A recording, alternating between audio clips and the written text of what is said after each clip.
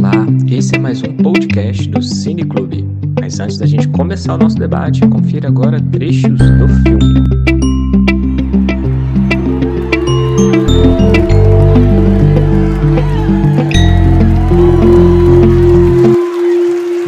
As divas fazem parte do meu mundo e eu do delas. Elas nunca foram estranhas pra mim. Quando não tinha ninguém em casa, que eu estava sozinha, eu botava a peruca e ficava na janela para que os ônibus e as pessoas pensassem que eu era uma mulher. Eu não tinha medo de nada, eu queria ser bonita e feliz. Diva é uma coisa muito séria. A palavra diva, diva é diva. Seu Astolfo Barroso Pinto, seu Rogéria.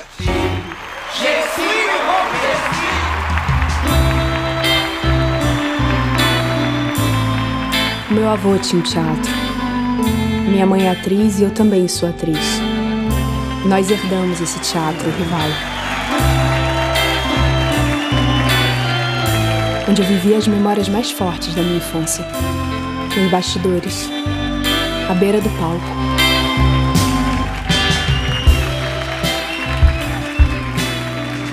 Essa expectativa que está voltando aos 70 anos de idade, fazer um show, como é que é isso? Vou te dizer uma coisa, vai ser um canto do cisne lindo que eu vou fazer, né, minha filha?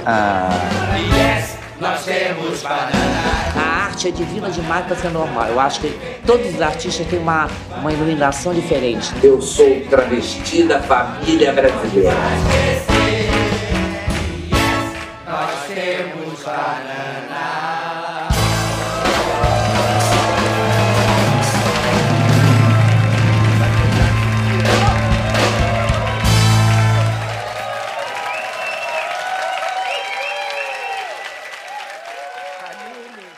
Vocês puderam acompanhar agora há pouco trechos do documentário Divinas Divas, dirigido pela atriz e cineasta Leandra Leal. Antes da gente começar a conversa sobre o filme, vamos saber um pouco sobre quem é o nosso convidado especial do programa, o Dan Venturi e seu trabalho artístico como Dita.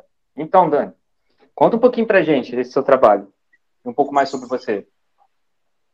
Eu sou o Dan Venturi, né? Eu sou ator, sou bailarino, sou coreógrafo, e faço a minha persona, né, construir minha persona, a Dita. A Dita, ela é uma drag queen inspirada na Madonna, né, no alter ego que ela tinha durante a Girly Show, que era uma turnê dela, e inspirado no Erótica, né, e veio a partir de uma peça que eu fazia da Madonna, né, chamada Isla Bonita, junto com Luan Machado. E a partir desse trabalho começou a se desenvolver uma segunda parte, uma segunda camada desse trabalho, que era essa dupla drag, né, que era as Ditas, e aí acabou depois não acontecendo essa dupla, e aí eu fiquei sozinho como a Dita mesmo, por isso que eu uso a espaço Dita. Eu acho que é isso. Ok. E a gente vai iniciar esse debate aí sobre o filme, diante de tantas celebridades que a gente tem aí, que o filme conta um pouco da trajetória, né, das travestis. Uhum. Você já conheceu alguma dessas artistas, se espelhava em alguma delas? Eu já conheci algumas, né, a Rogéria, a Janine Carvalho também, né, dos Leopardos, Elina dos Leopardos, é isso? Elina dos Leopardos. Isso. Também já tinha ouvido falar e super sempre me inspirou, assim, né, porque, na verdade, eu soube de todo esse acontecimento ali dentro do Rival, quando eu fui assistir lá o espetáculo, né, inclusive nesse dia a própria Rogéria era uma das juradas, que era o Rival Rebolado, que foi de onde surgiu a ideia de transformar o espetáculo de teatro que a gente fazia sobre as músicas da Madonna em fazer drag, que a gente tinha feito as nossas temporadas e queria ir para outro lugar, então a gente foi até o Teatro Rival para assistir o Rival Rebolado, porque a gente sabia que tinha um concurso de drag, queria assistir, e tinha a coisa do burlesco também, que atraía a gente bastante, então foi ali, né, para a Rogéria ser, por coincidência, uma das juradas nesse dia, ela contou sobre isso, né, Leandra Leal falou ali no palco, eu acho que foi em 2017, eu acho que eu tinha acabado, foi no final de 2016 isso, acho que ela estava assim já falando sobre o lançamento disso, né, a Rogéria estava lá, ela falou um pouco, daí foi aí que a gente teve a noção da grandeza que era o Teatro Rival, né? Não só porque ele era pertencente a Leandra Leal, mas por toda essa história, né? Foi aí que a gente, assim, se ligou. Eu já tinha tido contato com drag queen, assim, né, a vida toda, até por dançar também, sempre teve drag queen dançando em algum grupo de dança que eu dançava. Então, mas assim, de entender essa história, e eu acho que aí, mais diretamente, quando foi para ser dita, né, foi inspirador, porque foi ali que se abriu assim, a possibilidade de fazer drag como trabalho artístico, né? Porque todas as vezes que, assim, que eu via, que eu entrava em contato com isso, era um lugar sempre muito marginalizado, ainda mais há muitos anos atrás, e eu sempre vinha com uma identificação com isso também, com esse fazer, quando eu saía para balada e tal, mas eu sempre olhei como um lugar onde eu falava, como é que eu vou ser artista se eu quiser ser uma drag? Porque eu tinha vontade de fazer, mas eu achava que aquilo ia me marcar. Eu tinha próprias ressalvas, assim, né? Quanto a esse fazer. Achava bonito, achava maravilhoso, colaborava, porque eu coreografava as amigas drags, mas quando era a minha hora de fazer, era uma coisa meio que eu não entendia qual que era o lugar artístico que eu poderia explorar. E chegando ali no Rival e vendo a Rogéria, né?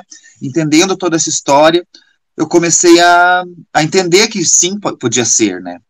E o poder disso, assim, porque e quebrar os preconceitos e falar, vou fazer porque eu me identifico com isso, né? E foi quando a gente se ligou ali, né? Falou, nossa, olha que legal para onde a gente pode ir com esses personagens, né? Que a gente criou ali para fazer espetáculo, né? Então, certamente sim, com certeza. Perfeito. Então você também considera que o Rival foi a universidade das travestis, como elas mesmas mencionam no filme, no documentário? Eu acho que sim, ali no Rio de Janeiro, né? Porque eu acho que, eu não sei como é aqui em Curitiba, mas eu acredito, em São Paulo, tá? Eu acho que cada lugar teve esse lugar, né? De acolhimento, tudo, né? Porque era uma época também de muita repressão, né? Então, e muito legal que elas falam também isso, né? Que o Brasil tava um lixo, né? Tudo triste, todo mundo mal, que elas acabaram levando a alegria, assim, né? Para um momento desse, onde as pessoas iam ali, e lógico que tinha toda uma censura e tal, mas ainda assim elas conseguiram acontecer, né? E é muito louco, porque você fica, meu Deus, tipo, era uma ditadura e elas conseguiram ter notoriedade, porque você vê que a coisa foi ficando gigante, elas foram fazer coisas fora do Brasil, assim, no sentido da coisa crescer mesmo, né? Então, é isso para mim, sabe? Para mim foi o que mais impactou e o que mais coloca como esse berço mesmo, sabe? Porque tinha muita visibilidade ali. Os teatros naquela época tinham muita visibilidade, né? E eu acho que hoje a Leandra Leal retoma isso com o Rival, um pouco não, muito, porque você vê a programação ali do teatro e tudo, né, os artistas que estão ali, tipo, você fica, nossa, sei lá, eu pisei hoje no palco e sábado passado a Elza Soares pisou aqui, né, então você fica, tipo, cara, é um lugar que fomenta e que as pessoas frequentam, é clássico, né, então acho que é muito louco, assim, estar num espaço desse, né.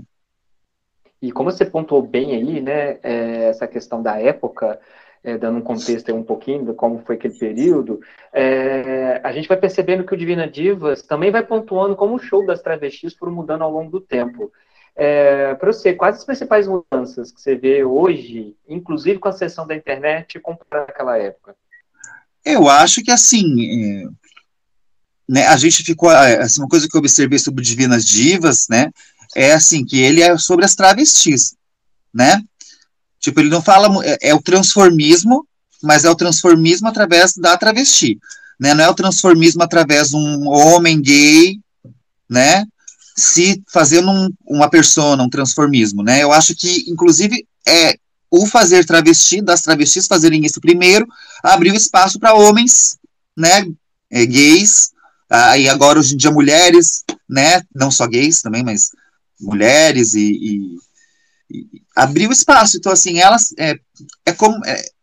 como quem assim, já ouvi falar muito, né? Tipo assim, sempre quem coloca a cara primeiro são as travestis, são as pessoas marginalizadas. Porque quem tá mais na superfície não consegue medir, porque assim, aquela dor, aquele negócio, lógico que chega em toda a comunidade, mas chega primeiro ali, né? Porque são elas que estão ali dando a cara a tapa, transformando completamente o seu corpo, muitas vezes. Tanto que tem uma delas que é meu Deus, eu esqueço o nome de todo mundo, que é um nome único, que é a única que meio não tá transformada, assim, que não fez transição.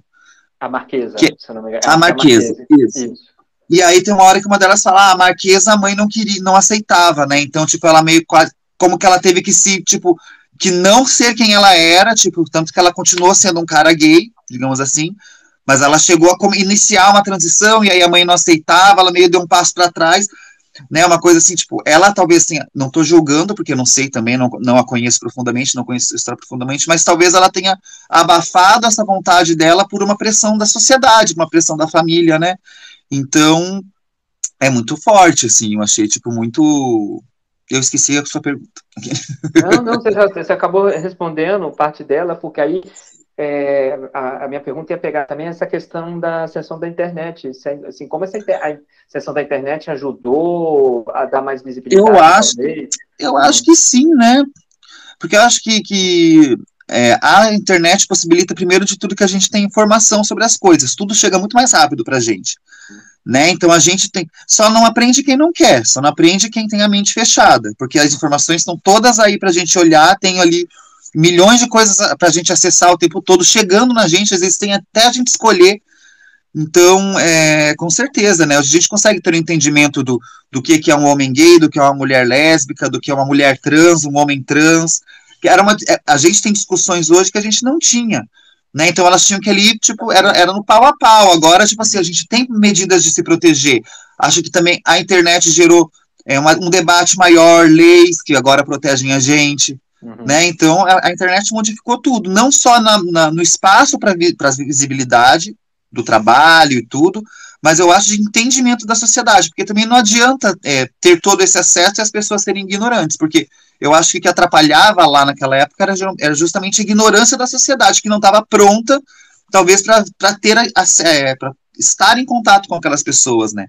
Tanto que elas mesmas reforçam, às vezes, um discurso ou outro, né, tipo, porque elas são mulheres trans, né, travestis de, tipo, dos anos, sei lá, 60, 70, então pensa na mentalidade, lógico que foram aprendendo ao longo da vida, e 1000 transformações que elas foram acompanhando, mas imagina o sofrimento que elas passaram, né, então são coisas que estão enraizadas ali, assim, e que mostram que como a informação muda, como a gente fala sobre isso de outra forma também. É muito louco, porque eu tava falando isso, nossa, eu tenho que assistir esse documentário com o olhar da época que ele foi feito, que é pouco tempo atrás, sei lá, 2017, foi feito em 2015 e lançado em 2017, eu acho, né? Então, tipo assim, cara, é pouquíssimo tempo, mas esse avanço que a gente teve com esse assunto, a gente tem que assistir com outro olhar, porque senão a gente fica militando ali umas coisas bem loucas, porque tinha horas que eu ficava, nossa, olha o pensamento, né, que elas tinham naquela época. Não tenho nem como comparar com o pensamento que eu tenho hoje, que elas mesmas, né, têm hoje, até as que continuam vivas e tudo, né. Então, tipo, assim, pra mim tocou muito isso. Pra mim é sobre a internet, é sobre a informação que chega pra gente, sabe? A tecnologia em si, né. E é até interessante se apontar isso também, porque a gente vê até o próprio tratamento, né, elas falam o travesti, sendo que hoje exato, hoje o tratamento mas nem se discutia sobre isso, a gente mesmo exatamente. Falava assim, né, há uns anos atrás, então, tipo, porque se você vai parar a pensar, tipo, falar sobre trans já é muito novo, algumas pessoas não conseguem falar trans, né, então, tipo assim, que há tanto tempo a gente já debate, a gente já fala sobre isso, e tem gente que não sabe, né, a gente teve a Linda Quebrada no BBB, que é maior prova que isso, uma pessoa com um troço tatuado na cabeça, e ainda assim, um erro constante, um sistema tão ali preso, condicionando as pessoas a falar, a agirem assim, que não é uma passação de pano, mas é tipo, cara, e aí? Né, o que a gente vai fazer? Porque os passos são curtos, né, parece, assim. Mas, ao mesmo tempo, a coisa andou bastante, né? Eu acho. Assim. Bem lembrado, bem lembrado. E por falar nisso, a gente viu também alguns relatos de preconceito e discriminação, né, que elas relatam lá. Por exemplo, muitas das travestis se sentiam coagidas a andar na rua com suas roupas e fantasias após as apresentações, né? Você acha que isso atualmente mudou? Você que, né, performa aí bastante, consegue ter esse contato com a rua, após as apresentações nas casas? Eu acho que mudou, mas eu acho que, assim, Mudou, mas a gente não tá livre das coisas acontecerem, né? Uhum. Tipo, já teve algumas vezes que eu saí, assim, pra pegar um Uber, e o Uber me viu montado e foi embora. Tipo, arrancou e foi. Entendeu? Já aconteceu algumas vezes. Eu acho assim, não é uma retaliação como era antes, que elas falam ali no devido momento que o policial parava o táxi que elas estavam só porque viam que elas estavam montadas. Então, às vezes, elas tinham que tirar a peruca para pelo menos não aparecer tanta montação, e depois elas botavam. Até a maquiagem, às vezes, elas tinham que tirar. Elas queriam ir lá fazer um outro evento e não podiam ir de um evento para o outro, que era capaz de elas nem chegar no evento. Né? Tipo, lógico que não é assim, mas eu acho que ainda acontece. A diferença é que a gente tem voz hoje para falar. Né? A gente não vive numa ditadura, pelo menos, né? E esperamos que isso não aconteça, né? Mas assim, não existia uma voz, né? Não tinha o que reclamar. Hoje em dia a gente tem como reclamar. Né? Hoje em dia a gente tem uma lei que protege a gente que ainda não está funcionando da forma como deveria, porque ao mesmo tempo a gente vive também uma situação de governo atual onde tipo as pessoas estão podendo falar o que querem e o que bem entendem para as outras pessoas sem que isso seja um crime ou qualquer coisa. Eu acho que hoje em dia já está um pouco mais perigoso. Né? Tipo assim, não é que nem lá nas Divinas Divas, na época delas, lá nos anos 60 e 70. Mas, cara, a gente, assim, vive um retrocesso nesse momento, assim. E uma esperança de sair dele, mas eu acho que ainda quando a gente saia, vai ser mais alguns anos para a gente voltar para o que a gente estava, para aí então, tipo, ir para frente. Tipo, é como se a gente tivesse que dar uma ré primeiro, para depois ir mais para frente, sabe? Então eu sinto essa tensão no ar, sabe? Tipo, por exemplo, eu vou sair montado de casa, minha mãe, tipo, se ela vê que eu tô muito pelado, ela já fala, ai, põe um casaco, nananã, troca de roupa lá, nananã, entendeu? Tipo, rola uma preocupação, entendeu? Rola uma tensão, assim, sempre. Eu nunca fui hostilizado, mas sei de pessoas que foram, né? Então, mudou, mas a gente tá ainda, assim, exposto, sabe? Entendi. Se eu, como tô falando isso como homem gay, não tô nem falando isso como uma travesti. Então, imagina pra travesti, né? Se pra mim já é hostil, né? E mudando um pouquinho de assunto agora, a gente viu também que o documentário revela aí as relações afetivas entre as travestis e os seus parceiros. Você acha que isso pode motivar algum impacto positivo para quem assiste ao documentário, tendo contato com esse universo pela primeira vez? Eu acho que sim, né? Porque eu acho que os afetos, no fim das contas, assim, a gente como ser humano, né, como pessoas, a gente quer ser amado, né? A gente quer ser acolhido, assim, tipo, quando né, imagina, né, um menino que é gay, mas que esteja se transicionando, se identificando como trans, e é uma coisa muito difícil, e quando você vê a história dessas pessoas e como elas foram conquistando as coisas, que lógico aqui, com dificuldades e tudo, mas sendo acolhidas e tendo pessoas e parceiros, né, principalmente os parceiros amorosos, né, pessoas que estão lá com elas, maridos, tal, para acolher, para aceitá-las da forma como elas são, acho que isso é inspirador, né? Faz a gente pensar que a gente tem a nossa pessoa, né? O nosso presente, assim. Acho que toda história tem um começo e tem um fim, mas todas essas pessoas que passam pela nossa vida, essas relações que a gente tem, servem para impulsionar e dar coragem para a gente, dar força, né?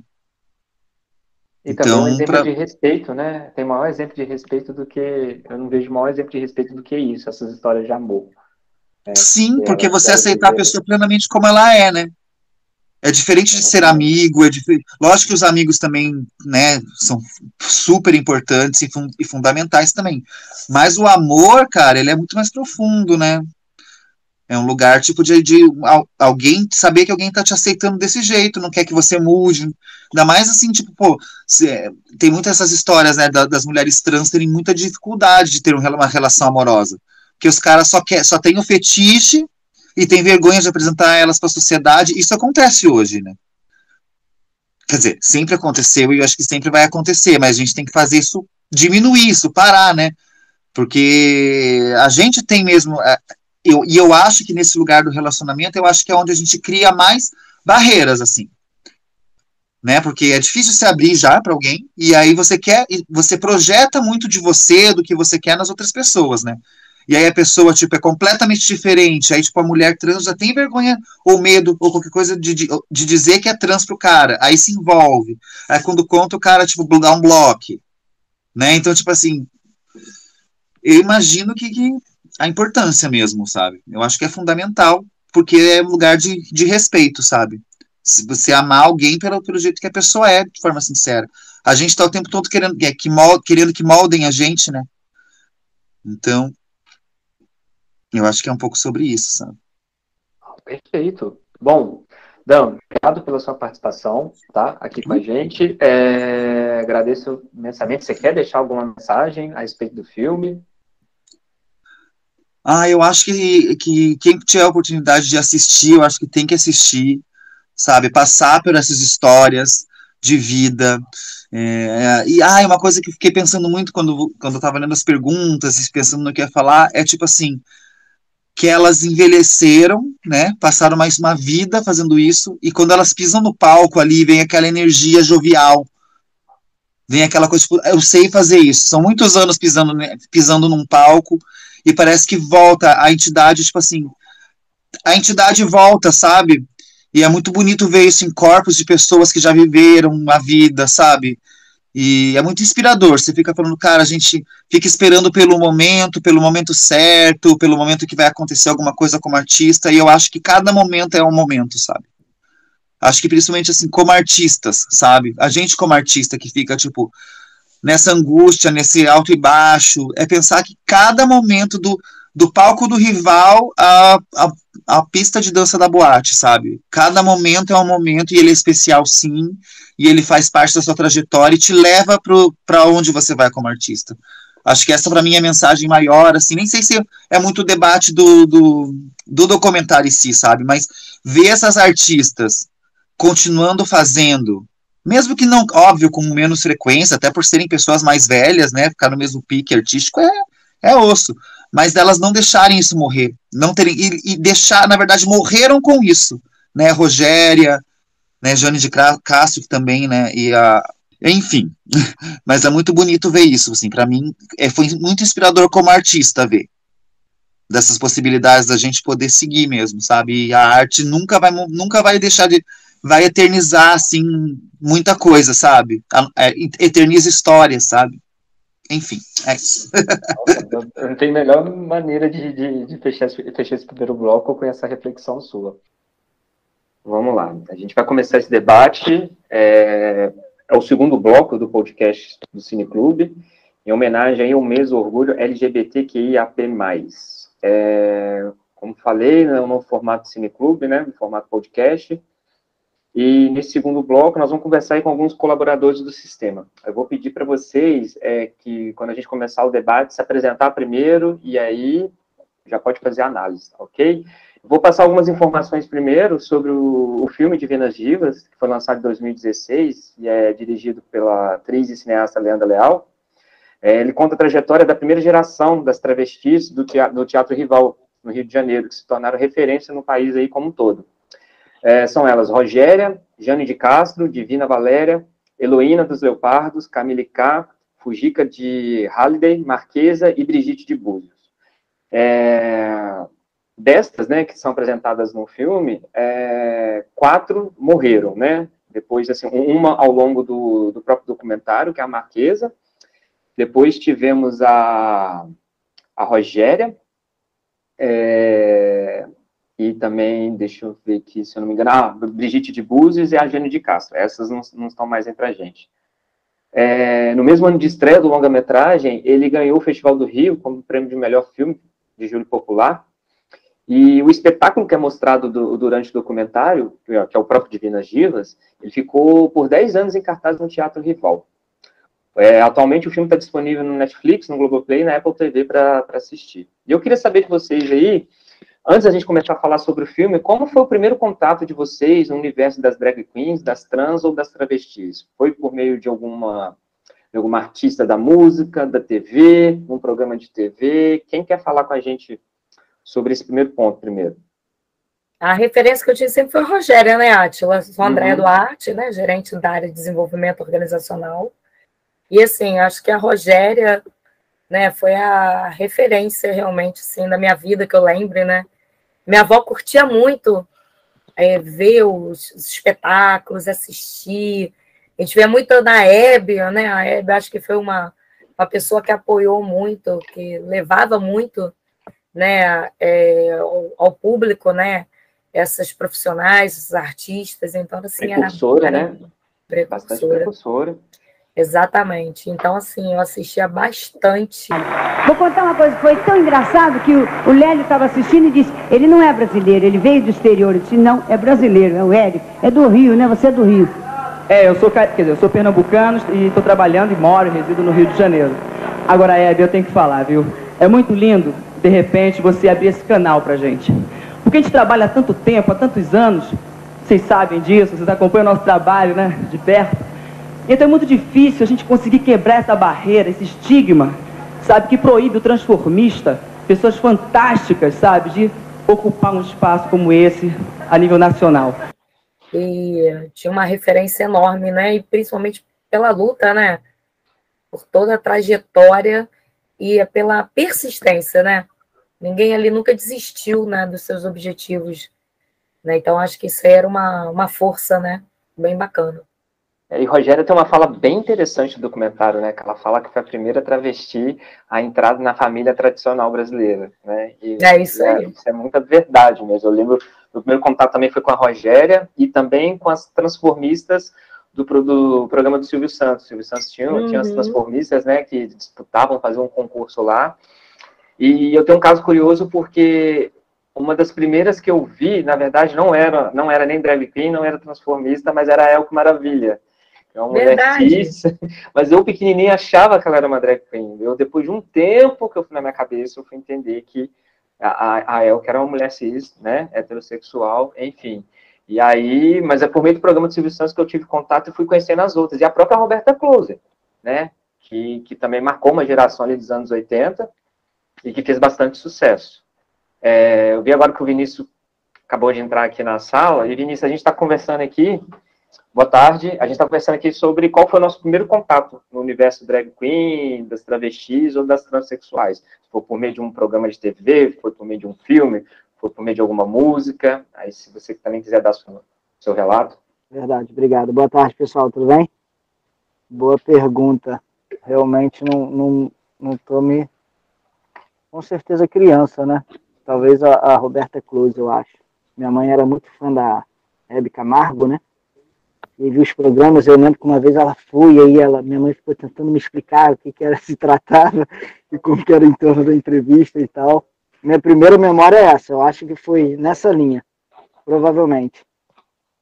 Você tem a Hebe também, Vinícius. A Hebe acho que era referência, né?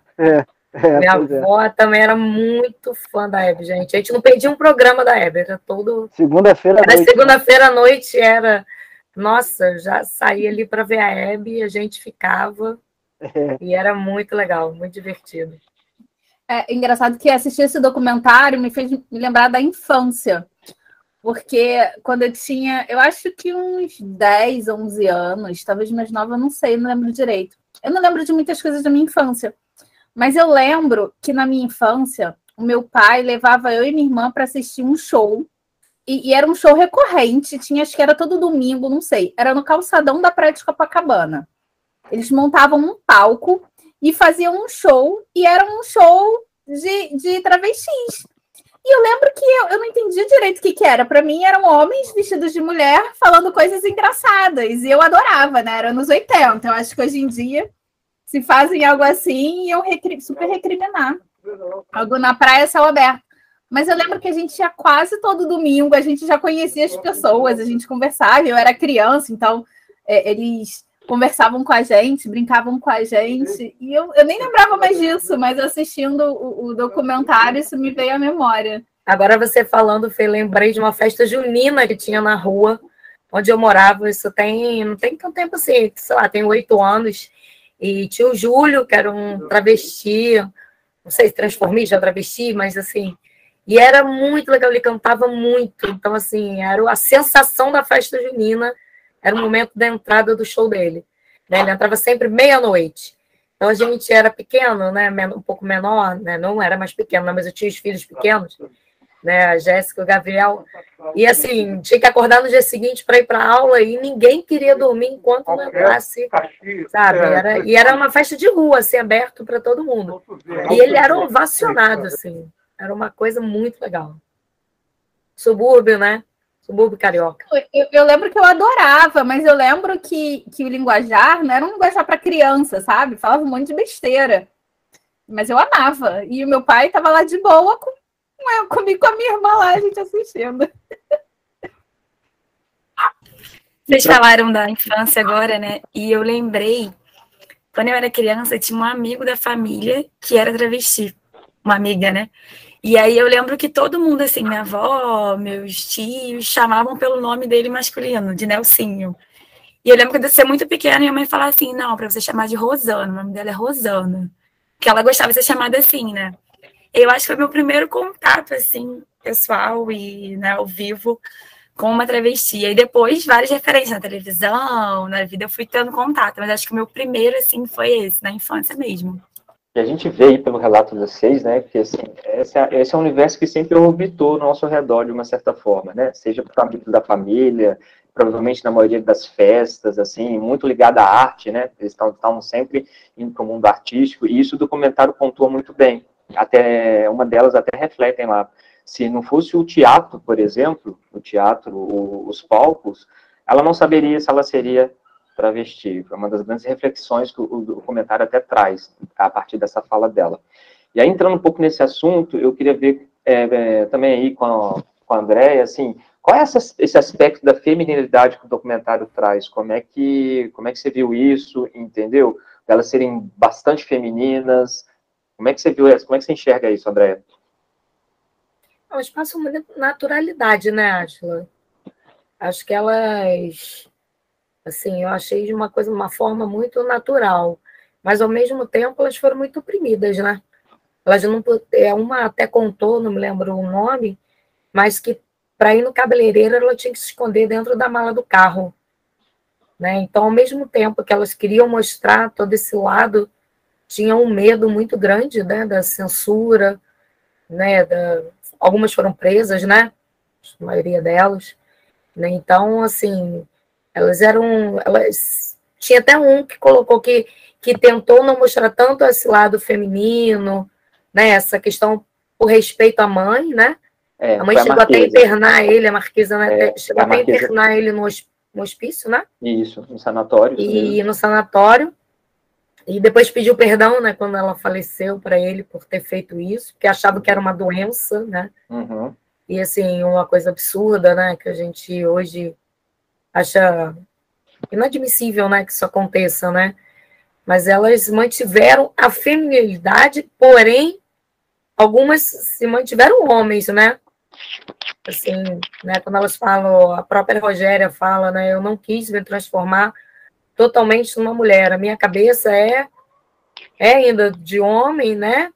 Mas na hora eu me transformo em mulher, né? Isso é bem, bem interessante. Exatamente, e como muitos também relatavam, né, que até mesmo durante as performances, durante a noite, quando elas saíam do teatro, elas tinham que esconder as fantasias, esconder a peruca, porque senão ou eram agredidas na rua, né, ou eram coagidas, principalmente pela polícia, e aí a gente faz pensar se algo mudou hoje em dia também. Isso que eu ia perguntar, né, será que algo mudou? Porque a gente vê tanta coisa ruim acontecendo, né, não só com os travestis, mas com toda, né, o público, né, que se identifica como LGBTQIA+, né? Então, assim, eu acho eu tento passar para meus filhos esses valores, né? Respeito. Mas o que a gente vê não é isso, né? A gente vê pessoas que, até assim no trabalho, né, acho que tem tanta gente que gostaria de se mostrar mais, de ser mais eu, né? Ser mais você, de ser mais livre. Mas eu acho que a própria empresa, às vezes, impede as pessoas de poderem mostrar a sua sexualidade mesmo, de uma forma normal, aberta, né? Sem problema algum. Tem uma fala que me impressionou muito, que eu nunca tinha parado para pensar nisso, mas que ela falava assim, não lembro quem foi, ela falava assim, na minha época, a gente era travesti, mas a gente tinha emprego porque a gente fazia show de travesti. Então, eu me apresentava de quinta a domingo e eu ganhava o meu dinheiro honesto fazendo show de travesti. Hoje em dia, não tem mais show de travesti. As empresas ainda não aceitam o travesti. Então, ele vai fazer o quê? Vai se prostituir. Então, a prostituição tinha que ser legalizada, porque é a forma que a pessoa tem de conseguir o dinheiro dela. Se ela quer vender o corpo dela, se é a forma que ela consegue, é um direito dela, porque eles não têm onde trabalhar. As empresas não aceitam e não tem mais show como tinha na nossa época. E faz o quê? Como é que essa pessoa se sustenta? E eu nunca tinha parado para pensar nisso, né? Mas foi algo que eu fiquei bem pensando, porque realmente hoje em dia não tem mais show de travesti como tinha nos anos 80, nos anos 70. Não tem. Não tem mesmo. E quando você fala de prostituição, a primeira coisa que me veio na minha cabeça foi que quando eu morava no Piauí, a lembrança de travestis que eu tenho é com a prostituição. Além, claro, dessas que vocês citaram na TV e tal, a que eu tenho é a questão de prostituição, que ia para a esquina porque, enfim, morava numa cidade muito pequena, no estado do Nordeste, que a cabeça das pessoas são totalmente fechadas para o novo. E, assim, entre morrer de fome, trabalhar e vender seu corpo, iam trabalhar e vender seu corpo. Eu acho que, hoje em dia, as empresas, por mais que a gente estejamos aí engajados nessa questão da diversidade e inclusão, é sempre até a página 2, né? Sempre até gays e lésbicas. Quando a gente tenta trazer mais públicos, no sentido de travestis, trans, ou até mesmo pessoas andrógenas, ou pessoas, assim, queers, então, assim, é um universo que as empresas ainda não estão sabendo lidar, e aí a gente traz aí toda uma questão mesmo sociocultural, né, do nosso país, que é racista, é homofóbico, é transfóbico, é tanta fobia por metro quadrado, que isso tudo impacta diretamente na empresa, né, no desenvolvimento da empresa. Então, quando a Fernanda falou da questão da prostituição, a primeira coisa que eu me recordo na infância é a questão da prostituição. Quando eu volto para lá todos os anos, a esquina da minha rua, que é próximo da rodoviária, então é na entrada mesmo na cidade, então elas aproveitam esses pontos para justamente questão de turistas e coisa do tipo, né? Porque lá dá muito turista. E, enfim, passa ano e a realidade é a mesma. Travestis tendo a única oportunidade de viver sendo prostitutas. E vale lembrar... E, assim, é uma coisa muito carnal, porque se você observar, às vezes, esse público ganha mais a vida mesmo com a questão do corpo do que em outra coisa, porque, assim, o mundo é tão preconceituoso que não aceita e, às vezes, se apaixona, podendo dar uma vida digna, mas vê naquele olhar totalmente carnal. E aí dá pra gente conversar vários outros assuntos em cima. Não, verdade. Tem outra consideração em cima aí do que a Fernanda observou e o Alex. Eu acho que foi a Marquesa também, mais pro final, quando ela fala a questão da terceira idade. Eu também achei impressionante, né? Porque realmente não tem mais o show que a Fernanda falou. E essas pessoas, quando vão chegando numa certa idade, já não conseguem, ou mais não podem mais fazer, né? E aí vive como, né? É impressionante isso. É bem interessante também. E muitas ganham muito dinheiro, né, gente? Muitas muito famosas. E teve uma delas até que colocou que perdeu tudo, né? Comprando roupas e acessórios e coisas que ela falou, o dinheiro foi indo e acabou. Né? Então, elas chegaram a ganhar muito dinheiro. Né? Teve uma época que elas fizeram muitos shows internacionais também. Né? Elas, né? Porque os outros 99%. Acho que só as divas, né? Ali. Só as divas. Não, e vale lembrar que mesmo as divas, quando pegar esse gancho aí que o Vinícius falou da idade e da prostituição que o Alex citou, a gente vai lembrar que mesmo essas que se tornaram divas, que entraram ali num seleto grupo, né? A gente vê a dificuldade que elas enfrentaram mesmo depois que o sucesso passou, né? Não só a questão financeira, a questão de se voltar, ou mesmo ir para o mercado de trabalho, né? Nem voltar a ir para o mercado de trabalho, porque a questão de idade já influencia no geral, na população em geral, mas nelas é pior ainda. E isso me faz lembrar uma fala de um seriado que chama Pose, que também conta histórias de drag queens e travesti lá nos Estados Unidos, de que tem uma fala de uma delas que fala assim: tudo de pior acontece primeiro na comunidade trans e preta. Tudo. Os índices são piores. Então, quando você pega, por exemplo, no Brasil, a expectativa de vida de uma trans é de 35 anos. Apenas 35 anos. Você pega o índice de desemprego na comunidade trans, é de 95%. É muito alto. E a gente vê com pouco que a gente avançou até hoje, né? A gente, por exemplo, quando você olha, você tem uma drag queen como a Pablo Vittar, mas ela é uma e ela, assim, ela tá furando a bolha agora. E a drag queen, né? Quando a gente observa, porque assim, querendo ou não, drag queen tem mais aceitação, porque porque depois pode vir a tirar toda aquela maquiagem. Assumir o papel masculino, né? Isso. Assume o papel masculino durante o dia ali. Sim, mas a gente teve casos também, assim, pontuais, como a Roberta Close lá no passado, mas foi lá atrás, né? A própria Rogéria, né? Mas eu tenho uma, assim, que agora eu lembrei, vocês falando de prostituição, eu lembrei, essa é o clássico, né? A Luana Muniz, que morreu acho que não faz nem 4, 5 anos, nem lembro. Mas eu lembro dela porque eu assistia muito Profissão Repórter. E ela ficou famosa porque um dos episódios, um dos programas era falando sobre a comunidade trans, e ela no meme falava, ela virou um meme, né, do travesti não é bagunça. Repórter Felipe Suri vai registrar o trabalho dos travestis na noite carioca. 20 para 1 da manhã, aqui na Lapa, mais um cliente aborda uma das travestis para fazer programa. Com a ajuda de Luana, consigo que os travestis mostrem o rosto. Ela concorda ainda em carregar o microfone no corpo. Ei, que é isso? Tirando foto minha por quê? Por que você está tirando? Apaga a foto, por favor. Você está vendo o desrespeito que as pessoas... travesti é bagunça, entendeu? Travesti é bagunça, vamos bagunçar, toma aqui.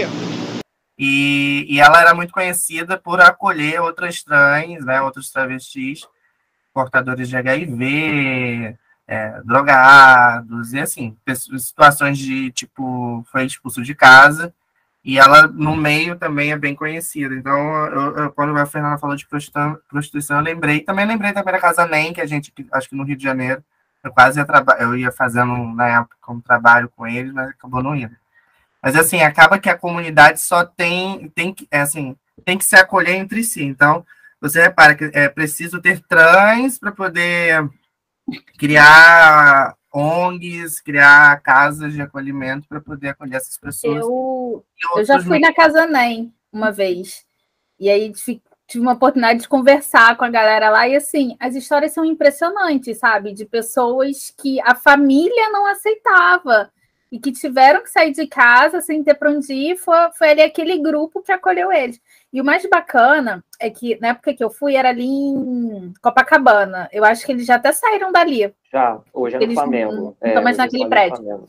E aí, o prédio que eles estavam, para você ver como eles acolheram, já que eles não eram acolhidos, tinha um andar no prédio que acolhia mulheres vítimas de violência doméstica que fugiam dos maridos com os filhos e também não tinham para onde ir.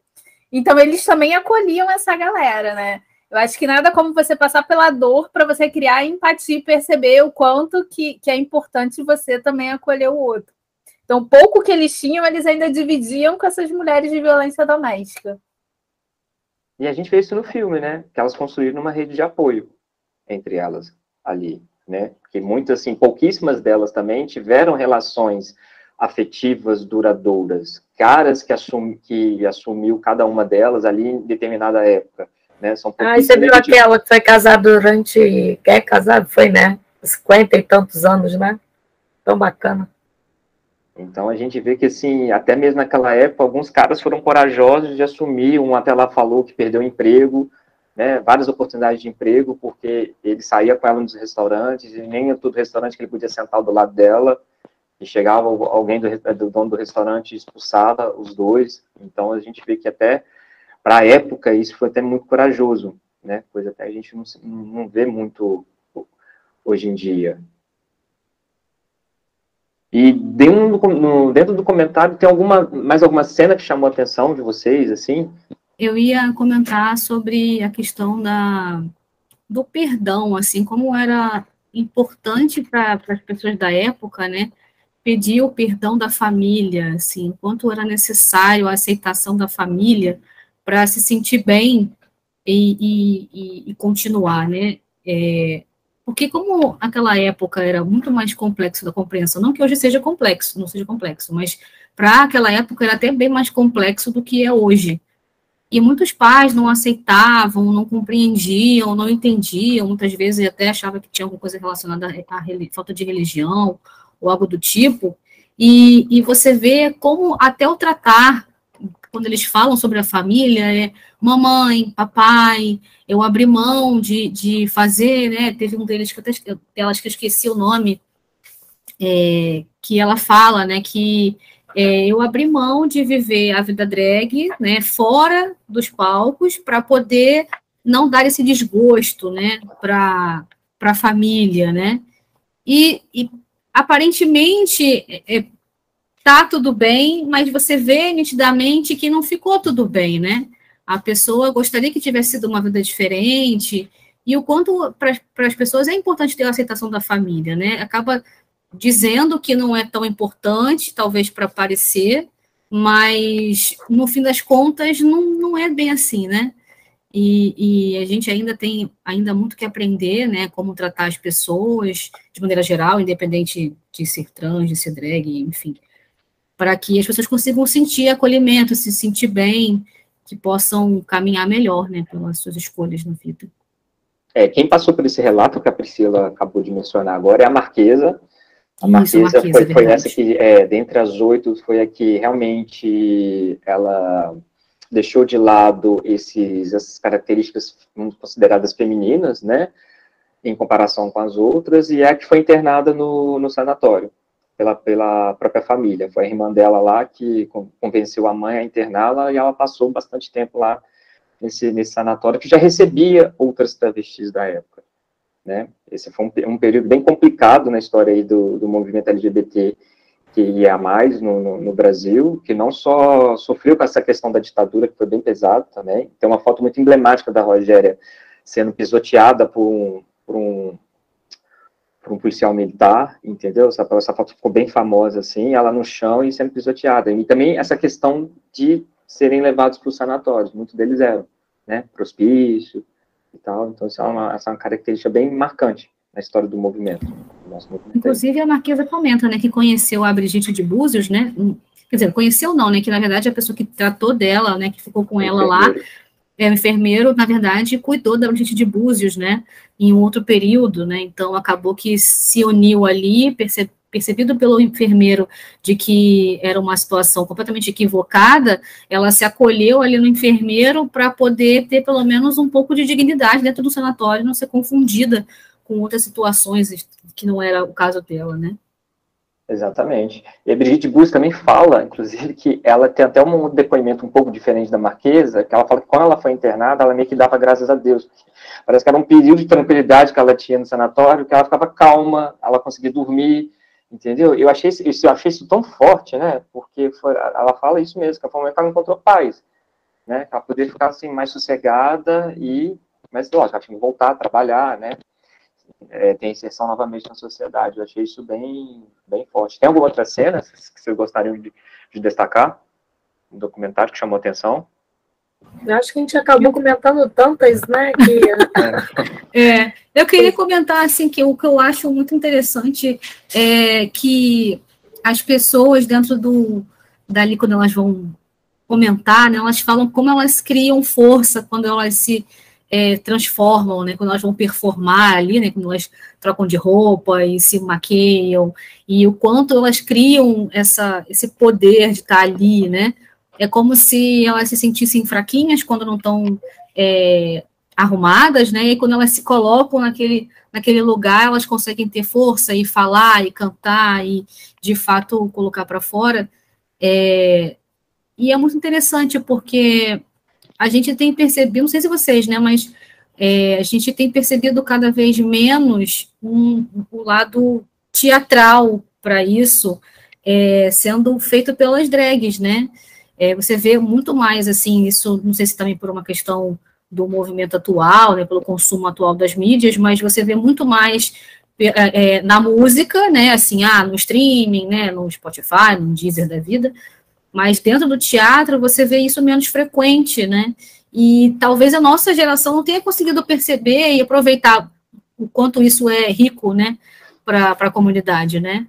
E outra coisa também que me chamou a atenção nesse documentário tem inserções da própria diretora, né, da própria Leandra Leal, que desde pequena conviveu nesses bastidores. O avô dela fundou o Teatro Rival, que é o teatro aqui do Rio de Janeiro, a mãe dela é atriz, né, é bastante famosa também, então ela sempre esteve ali, né, então ela tem uma fala dela muito marcante também, que ela fala do primeiro momento que ela encontrou com uma travesti, que foi a Rogéria, né, e que é um depoimento bem emocionante, e aí me volta numa questão, que o quanto é importante também não só ter a visibilidade, mas também ter a representatividade, porque você vai entrando, vai furando as bolhas.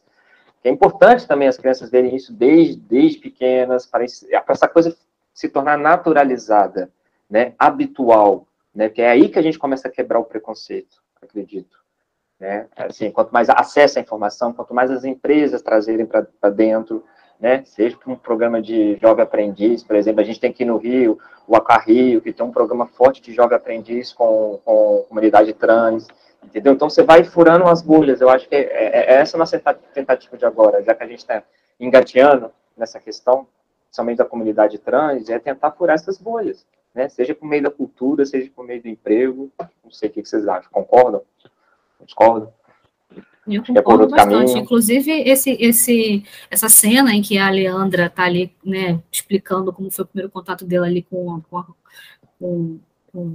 Rogéria, é muito legal porque ela traz uma situação muito simples, muito corriqueira, né, e que você fala assim, pera, é uma pessoa como qualquer outra, né, e você perceber que ela teve contato desde criança, que para ela isso não significa nada de diferente dos outros, que é uma pessoa que poderia estar incluída na sua vida, da maneira como ela é, e fazendo tão bem, a ponto de que a própria Leandra ele consegue reconhecer e quer dar essa visibilidade, né, como no documentário, que é incrível, que dá acesso para as pessoas realmente conseguirem ver o lado delas, né, porque é sempre muito criminalizada, né, marginalizada, e poder ter acesso. E vocês acham que algum dia a gente chega a ter líderes trans? Vamos lá, vou estar mais na fogueira. Eu acho que hoje essa juventude eu acho bem mais aberta, né? Eu acho que ainda vai demorar um pouquinho, porque os dirigentes de hoje ainda são pessoas um pouco com pensamento não modernizado, né? Mais tradicional, vamos dizer assim. Então hoje eu já vejo sempre, eu vejo meus filhos, né, coisas que eles não aceitam de forma alguma, né, as causas, as lutas, eu acho tão bacana, né, não que exageradamente, né, também seja o adequado, mas, né, dentro de uma normalidade, aceitação, né, de não permitir que haja discriminação, né, que a inclusão seja feita. Eu vejo o futuro sim, Átila, mas sabe, vejo uma construção ainda, né, dura, ainda, mas eu vejo muita empresa engajada, principalmente grandes organizações, né, muito engajadas às causas, abrindo seus processos seletivos, visando a inclusão, porque eu acho que com a diversidade você traz, sim, um pensamento mais inovador, né, agrega, né, acho que as empresas crescem, as empresas que eu acho que mais estiverem antenadas a isso, acho que vão ser as empresas que vão perdurar mais, né? Porque ela vai entender de todos os públicos também, né? Não é só um público. E eu acho que a diversidade traz isso, oportunidade de novos pensamentos. Bom, alguém gostaria de completar essa fala da Andréia? A gente já dá Eu pensei na liderança também política, né? E eu tinha lido alguma coisa na última eleição, que foi a que teve mais candidatos trans eleitos, né? Apesar de ter outros retrocessos, teve essa questão. Então, se a gente já está vendo na política, provavelmente, eu acredito, né, tem essa esperança de que nas empresas também aconteça isso e também tem esse avanço. Muito bem lembrado, que ainda mais no momento que a gente vive, que é complicado, principalmente para essa comunidade. Por um lado, foi um avanço bastante significativo. Muito bem lembrado mesmo. Mas muitos sofreram também ataques, né? Exatamente. A gente vê isso na realidade, né? Assim, as pessoas sofrendo ataques absurdos, né? O Brasil ainda é o país que mais mata LGBT no mundo, mais que esses países islâmicos que são a ferro e fogo, assim, a gente ainda está com um índice altíssimo. Bom, gente, então é isso. A gente finaliza o nosso bate-papo, né? Assim, quem ainda não viu o filme, veja, até depois desse debate nosso aí vai ver com outros olhares, entendeu? Até mesmo sempre que a gente vê um filme pela segunda, terceira vez, ele traz outras mensagens pra gente, a gente vai desvendando outras camadas, entendeu? E aí dá sugestão também dos próximos podcasts, dos próximos cineclubes pra gente. Agradeço mesmo a participação de todo mundo.